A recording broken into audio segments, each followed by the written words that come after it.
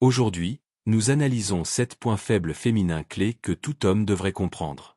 Ce ne sont pas des défauts, mais des habitudes dans les relations amoureuses modernes qui, une fois identifiées, vous aident à mieux diriger, à créer des liens plus profonds et à éviter les drames inutiles. Si vous êtes ici, c'est que vous recherchez clarté et résultat, pas confusion. Il ne s'agit pas de dénigrer les femmes, mais d'un guide pratique de comportement. Attendez-vous à des principes, des exemples et des outils concrets que vous pouvez appliquer immédiatement. Une règle de base, la faiblesse ne signifie pas que les femmes sont inférieures. Cela signifie simplement qu'il existe des déclencheurs émotionnels prévisibles et des raccourcis décisionnels qui apparaissent sous la pression. Les hommes en ont aussi. Apprendre les siens ne vous rend pas manipulateur, mais vous rend responsable. Lorsque vous savez lire l'instant présent, vous cessez de réagir de manière excessive, vous fixez des limites sereines et vous dirigez au lieu de faire la morale. Voici ce que vous y trouverez. Comment fonctionne réellement la validation? Pourquoi l'incohérence crée à la fois de l'attirance et de l'anxiété? Quand l'attention se transforme en piège? Comment les limites filtrent les jeux? Que faire face aux épreuves? Comment la rareté influence ses choix? Et pourquoi votre silhouette compte plus que n'importe quelle ligne intelligente? À la fin, vous saurez exactement quoi surveiller, comment réagir sans laisser l'émotion prendre le dessus et comment établir une connexion qui fonctionne pour vous deux. 1. Économie de validation. Réduisez les compliments. Les compliments perdent de leur force lorsqu'ils sont surutilisés. La plupart des hommes se montrent trop généreux en termes de validation. Bonjour constant, emoji sur chaque photo, message générique, tu es magnifique. Cela semble encourageant, mais cela enlève de la valeur. L'attention est une monnaie, et sa valeur diminue lorsque l'offre explose. La solution n'est pas la froideur, mais le renforcement intentionnel. Félicitez ce qu'elle contrôle, l'effort, la loyauté, la créativité, la persévérance. Une appréciation précise et méritée est bien plus profonde que des flatteries creuses.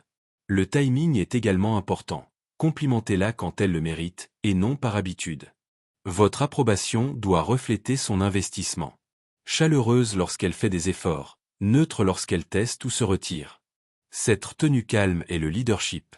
2. Le piège de l'attention. Arrêtez de la suralimenter. L'attention nourrit l'attirance, mais trop l'étouffe. Beaucoup d'hommes réagissent instantanément à chaque message, allusion ou pic vague, l'habituant à s'attendre à une récompense maximale pour un effort minimal. Alignez plutôt votre attention sur son investissement. Si elle contribue, engagez-vous pleinement. Si elle joue la comédie, ralentissez et laissez le silence vous enseigner.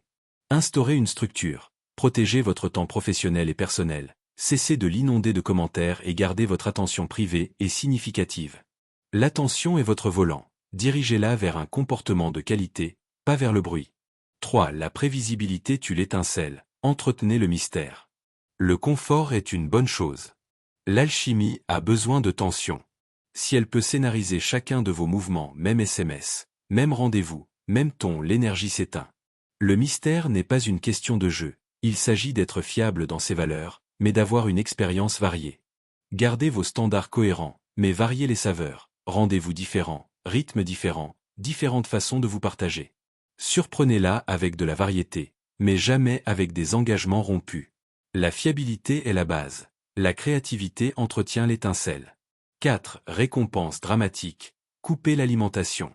Chaque fois que vous concentrez votre attention sur des disputes, des reproches ou des tempêtes émotionnelles, vous lui apprenez que le drame est synonyme de connexion. Avec le temps, le chaos devient le carburant de la relation. La solution, cessez de récompenser les pics d'émotion. Ne punissez pas, redirigez simplement. Soyez calme lorsque les choses sont respectueuses et retirez votre énergie lorsque ce n'est pas le cas. Les limites ne la repoussent pas, elles filtrent l'immaturité et protègent le respect. 5. Les tests ont lieu, dirigez, ne réagissez pas. Un test est rarement une attaque. C'est une question. Êtes-vous stable? Vos mots sont-ils en adéquation avec votre personnalité? La mauvaise réponse est de surexpliquer, de se défendre, de chercher à être rassuré ou de répliquer sèchement. La bonne est un leadership serein. Savourez l'instant présent, définissez votre cadre, donnez des directives et maintenez le cap.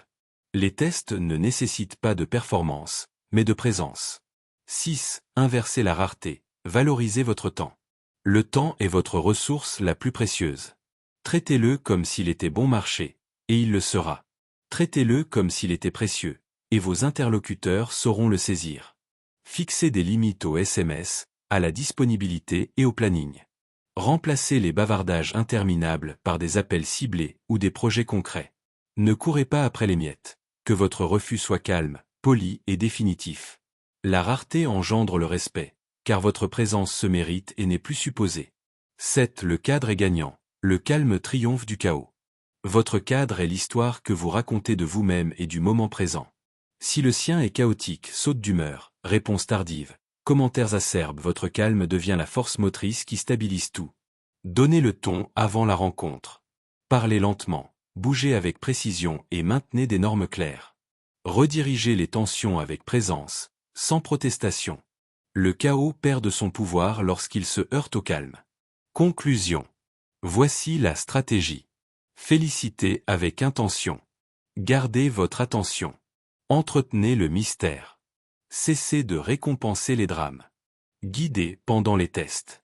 Appréciez votre temps. Gardez votre calme. Il ne s'agit pas de contrôle, mais de normes. En agissant ainsi, vous devenez stable, ancré et difficile à ébranler. La bonne femme se sent plus en sécurité, la mauvaise s'éloigne, et dans tous les cas, vous gagnez. Commencez petit. Changez une habitude cette semaine. Puis multipliez les suivantes. Vous ne courez pas après l'approbation, vous construisez une vie dans laquelle elle sera fière d'entrer.